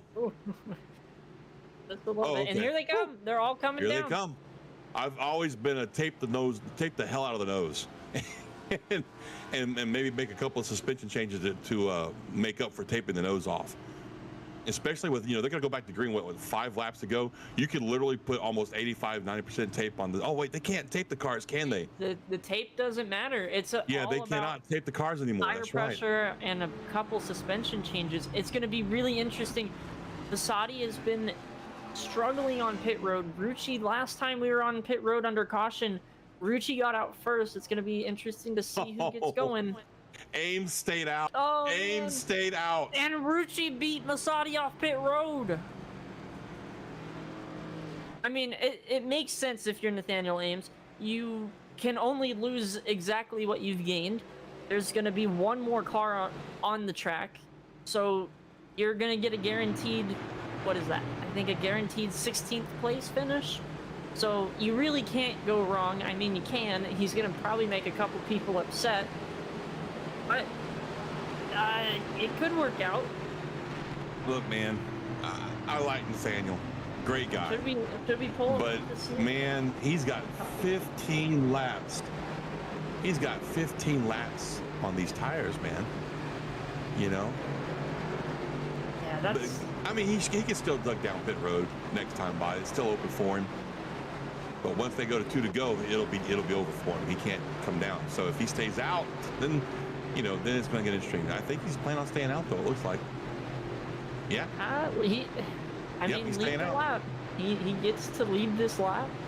So that, I mean, that's a lap led for Nathaniel Ames. It's going to be, woo. If I'm Masadi, I'm kicking myself. I like the call, man. I mean, well, I like the call. I mean, it's a heck of a call. I mean, you know, what do you the guys behind him? What else is he going to do? You know, he's got to try something because he was just riding around back there mid-pack, you know. Unfortunately, he has no buffer between him and everybody else that came in and took 4 tires just now. And literally everybody took 4 tires. So... And he was never going to have a buffer because he was the last car in the lead lap. So he stayed out and ooh, this is going to be an interesting restart here, John. Well, he's choosing the inside lane too. See, if I was going to do this, I'd have taken that outside lane, simply because with the older tires, the outside lane works better for you. We've seen it all night long. Outside line with the older tires just really gets it done better. But we'll see how he works this out. Brockton, I'll let you do the honors, man, because last time we did this, I jinxed it and they wadded up half the field. So you do this last restart for us, buddy.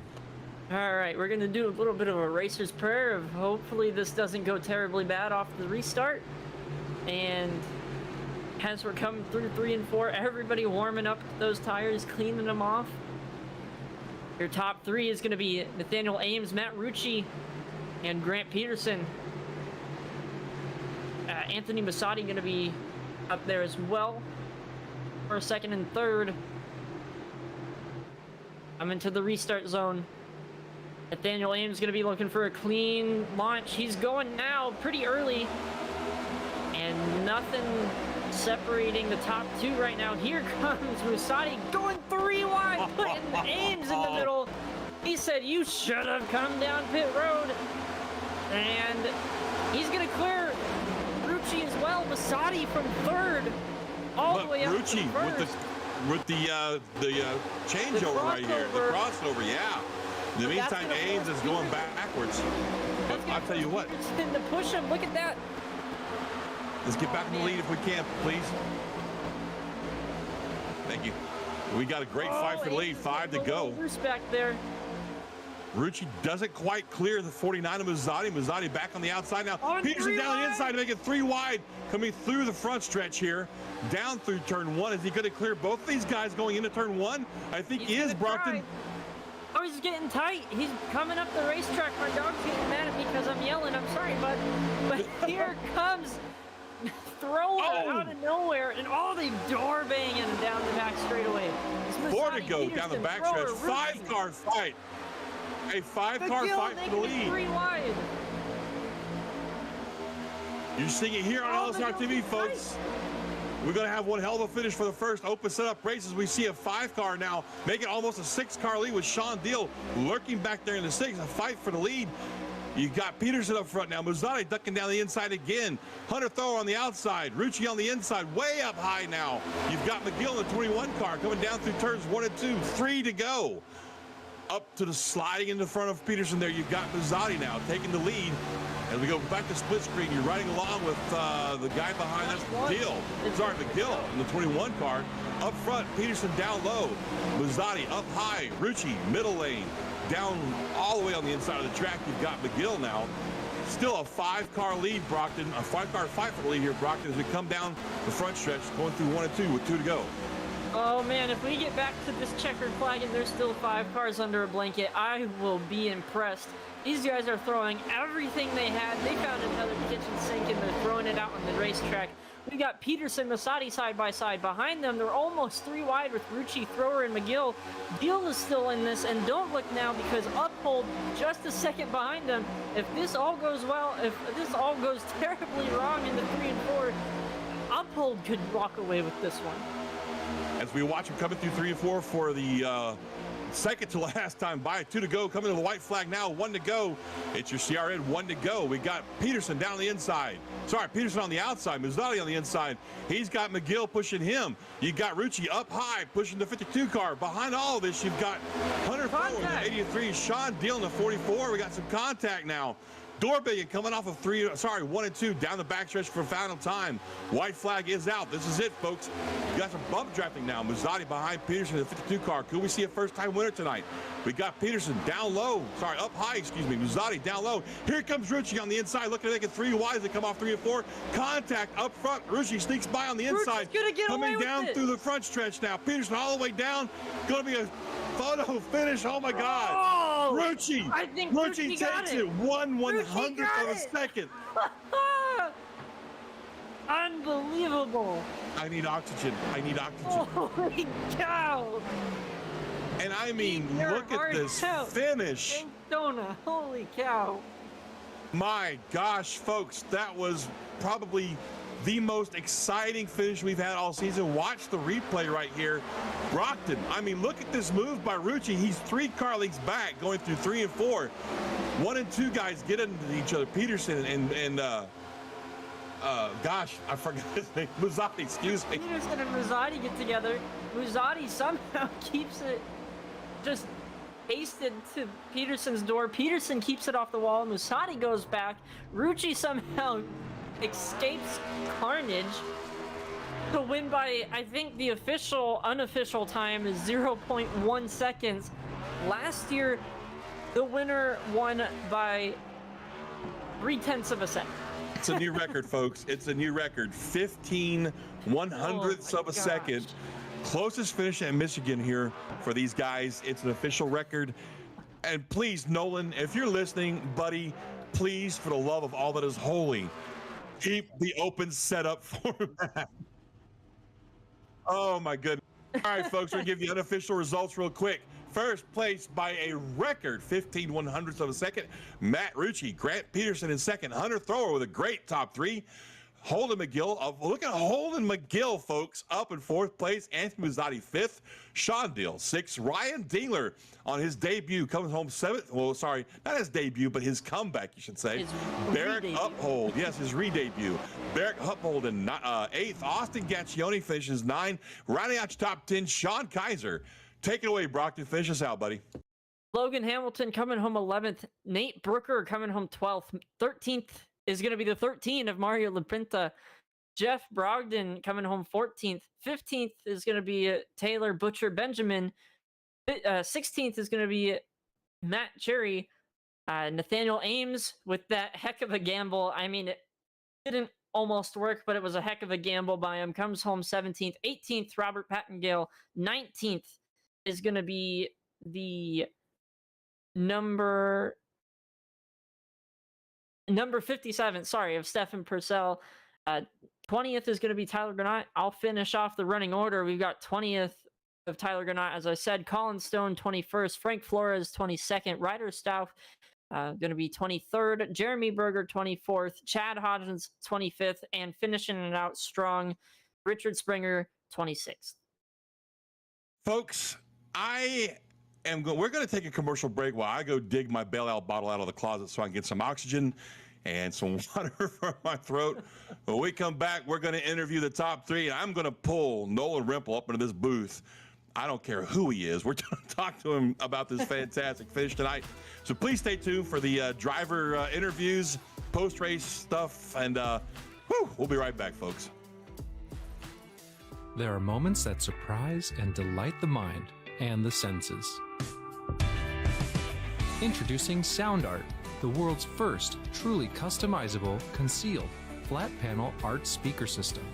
A revolutionary combination of incredible sound delivered from your most meaningful pictures. When art and technology intersect, there is a seamless blend of creativity and function. I'm alive in the streetlight, pulling at the stars and the moonlight. Every time I feel you close. With Sound Art, anyone can print their own artwork or pick from numerous licensed artwork that we have. The possibilities are limitless. Enjoy beautiful and amazing sound throughout your home. The entire surface of your artwork generates incredibly robust sound.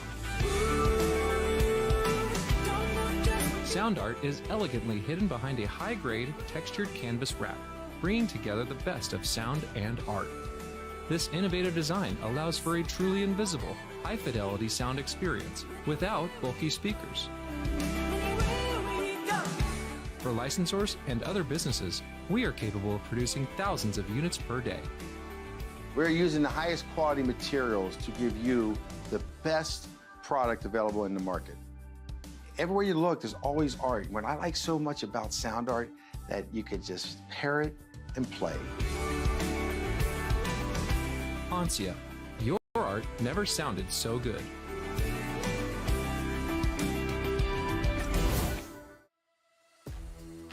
Michigan International Speedway. This is LSRTV Productions coverage of the L-TAC Tucson Sound Art Cup Series, folks. We have just had the record-breaking closest finish, probably the most exciting race I've called in a very long time. Brockton, have you caught your breath yet, buddy? Man, it's still running halfway down the road, but I think we're good enough to maybe do some interviews and maybe talk to the drivers that made it all happen. What do you think? I think we should do that. I think we should start off with Hunter Thrower, probably the one guy in all of IRA. Guys, I've been doing this for 20 some odd years. This is probably the most badass driver name that I've ever come across. Hunter, you there, buddy? This is John up in the booth. Yes, sir. Well, my friend, your first race here at L-TAC with open setups. Give me your thoughts on that and your thoughts on getting you a fantastic top 3 finish tonight. Yeah, Badger Racing brought me a good Chevy Camaro ZL1 here to the track this weekend. I wasn't able to get as much practice as I wanted to, but the boys were able to help me out, and I think we just working together. That was a team effort today, to be honest. Yeah, Hunter, I'm gonna be honest. I had to rewatch our broadcast for a second to see what even happened behind you and behind Matt and Peterson there, just to see what was going on. Talk about, you had a close finish too between you and the 21. Yeah, I was thinking around the 21 all day, of course, the teammate, but yeah, coming down to the end there, it was anybody's game. It was just back and forth. I mean, you're just pushing the car as hard as you can and just hope the momentum carries you to the front. But yeah, was able to pull out a top 3 barely, and here I am now. Well, Hunter, I mean, you've got to win on the season already. It's not like you've been slacking at all in performance so far this season, but this has got to feel good. I mean, having such a great run tonight with the experimentation of open setups, it's got to feel great, buddy. Who do you want to thank for your run tonight, man? Yeah, RD Designs and Badger Racing for hooking me up with a good car tonight.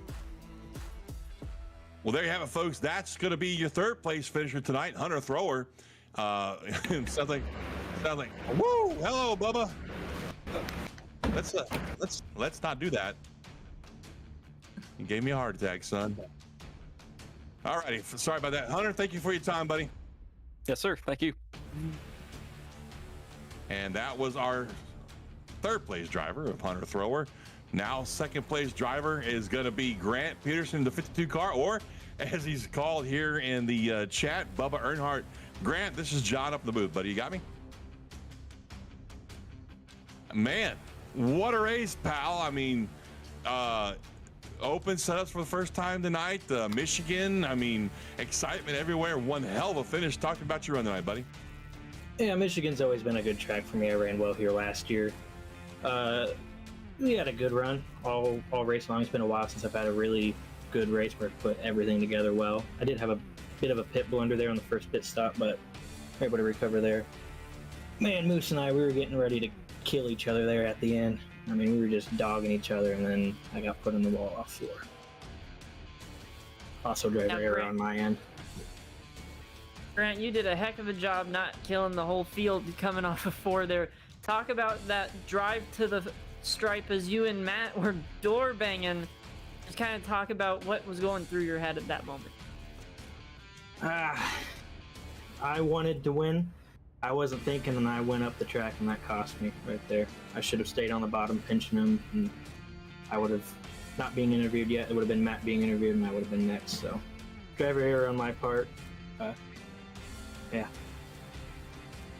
Well, you don't sound so defeated, man. It was a great race tonight. You guys looked great out there. I mean, absolutely amazing all the way around the track all night long tonight. Who do you got to thank for your run tonight, buddy?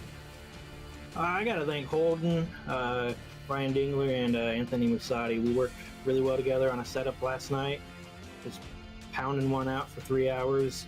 We actually practiced for this green-white checkered, or kind of 5-lap, 4-lap, whatever, however long it was, shootout there. We'd go out for 15 laps and just race each other as hard as possible. So we kind of were comfortable with each other and how the setup handled around each other and dirty air and everything. And we were pushing it to the edge there and pushed it all the way off the edge and put on a heck of a show.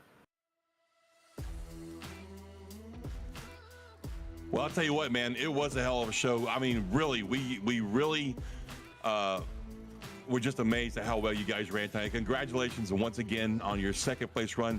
Can we get you to maybe chuckle a little bit before you leave?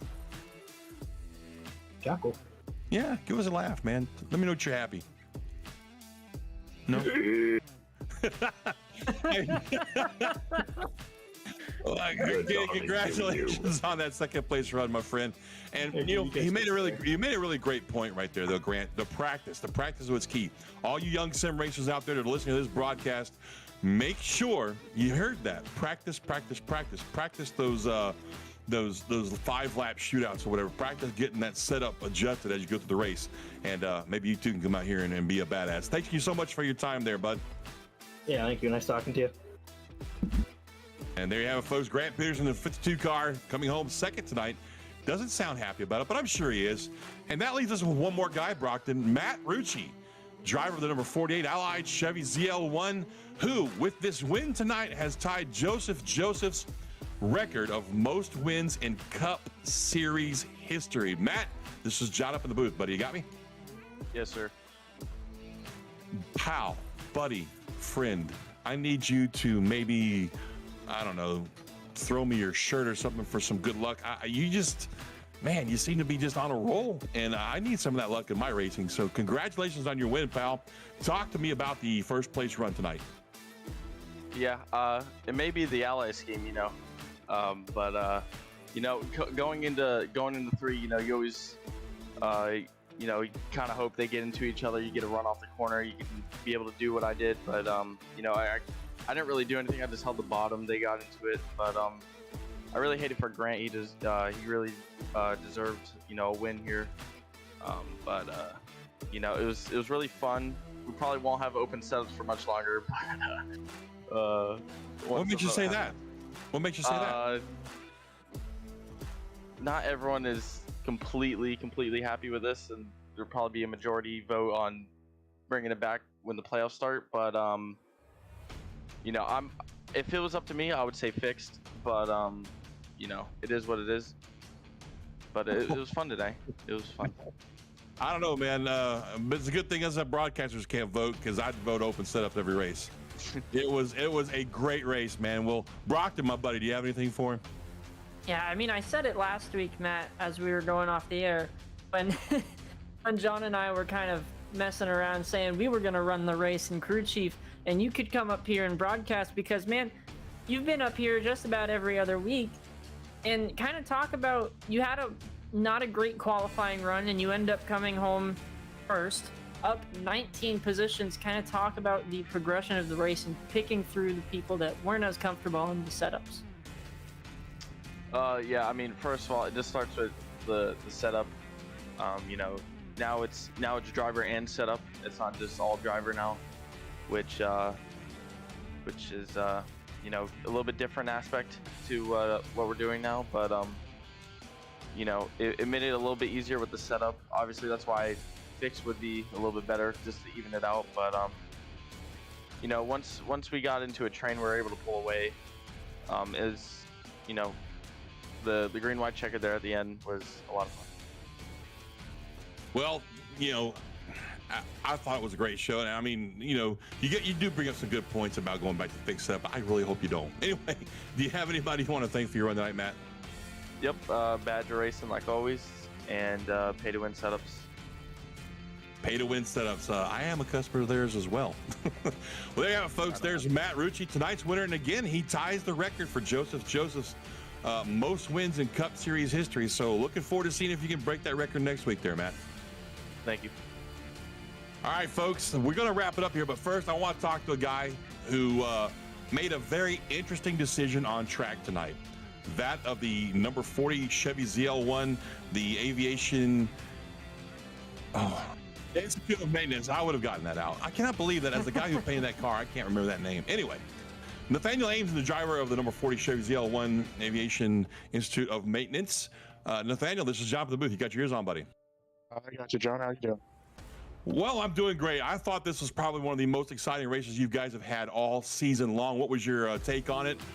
But before you answer that question, I got to know, man, and please don't be offended by this question, but what in the world were you thinking staying out on those tires, man?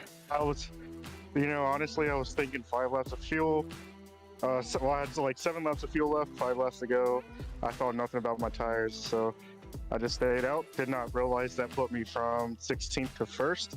So I led my first L-TAC laps under caution, which was, I guess, an achievement. And I was also managed to lead Rucci all the way down into turn 1, which was also an achievement. But I wasn't really thinking. I was just like, okay, 5 laps to go. I'll just stay out. It was kind of fun. I'm hoping I didn't mess anybody up on that shootout, though. I know they were racing for a win, but it was good fun right there at the end. Hey, man, it's racing. I mean, you know, you've got to do what you can do to bring your team home the W. Am I right?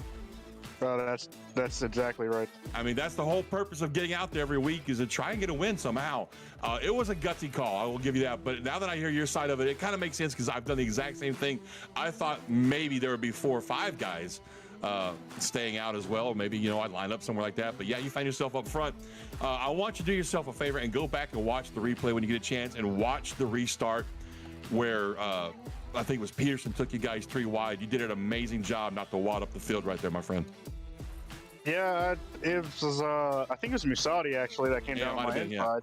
Yeah. And, yeah, we were just talking about that before I came up to the booth to chat with you guys. And, yeah, they did an amazing job getting around me and not driving into the back of me, which is greatly appreciated from the last couple of weeks I've had with the front runners. But, hey, you know, they're fighting for a championship, and I'm in their way, so.